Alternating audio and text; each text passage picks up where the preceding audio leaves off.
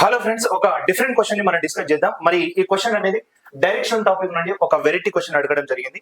మరి క్వశ్చన్ ఏంటిది అంటే, a person is going towards north after walking 150 meters. He takes 300 times right turns and each time he walks 50 meters. After he takes 200 times left turns and each time he walks 40 meters. Now which direction is he facing? So question చూస్తే మనకి ఏమంటున్నాడంటే, so right turn అయ్యి 300 times తిరిగిండు, left turn అయ్యి 200 times తిరిగిండు.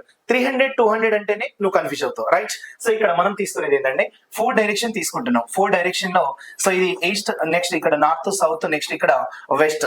So first ఒక person ఎటు move అవుతున్నాడంటే, ఒక person అనేది north కి మూవ్ అవుతున్నాడు. సో నార్త్ కి మూవ్ అవుతున్నాడు, 150 meters అనేది వాక్ చేసిండు, రైట్?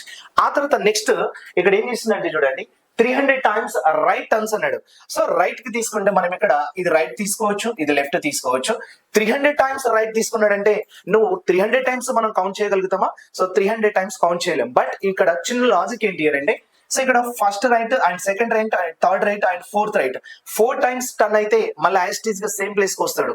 అందుకోసం మనం ఏం చేస్తామంటే 300 ని బై 4 చేస్తాం. 300 ని బై 4 చేస్తే సో 4 ఇక్కడ 7 పోతుంది, 4 5 అంటే 75 టైమ్స్ వాడు రొటేట్ అవుతాడు. అందుకోసం మళ్ళీ సేమ్ పొజిషన్ కి మళ్ళీ అదే నార్త్ కి వచ్చేస్తాడు, రైట్?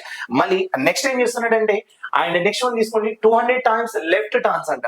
200 టైమ్స్ లెఫ్ట్ అన్నాడు. ఇక్కడ మనకి ఇంకో పాయింట్ ఏంటంటే, డిస్టెన్స్ గురించి సంబంధం లేదు. సో లాస్ట్ అడిగింది ఏంటంటే, now which direction he facing అంటున్నాడు. అంటే ఇక్కడ మనకు కావాల్సింది ప్రజెంట్ ఏ డైరెక్షన్ లో ఉన్నాడు అనేది అవసరం. అందుకోసం డిస్టెన్స్ అవసరం లేదు. అండ్ చూడండి 200 టైమ్స్ లెఫ్ట్ టర్న్స్ అన్నాడు. మళ్ళీ సేమ్ 200 టైమ్స్ లెఫ్ట్ కదా టర్న్ అవుతాడు. సో అందుకోసం మళ్ళీ 200 ని మళ్ళీ 4 టైమ్స్ చేసి తీసుకోవచ్చు కదా. అందుకోసం మళ్ళీ ఈ 200 ని మనం ఏం తీసుకోవచ్చు అంటే 4 తో డివైడ్ చేస్తాం. అంటే ఎన్ని టైమ్స్? 50 టైమ్స్. సో ఏదన్నా కానీ మనకి ఇక్కడ రిమైండర్స్ అనేది ఉండట్లేదు, ఎగ్జాక్ట్ కట్ అవుతుంది అని అంటే, సో ఇక్కడ మళ్ళీ 4 టైమ్స్ అట్లా 50 టైమ్స్ రొటేట్ అవుతాడు.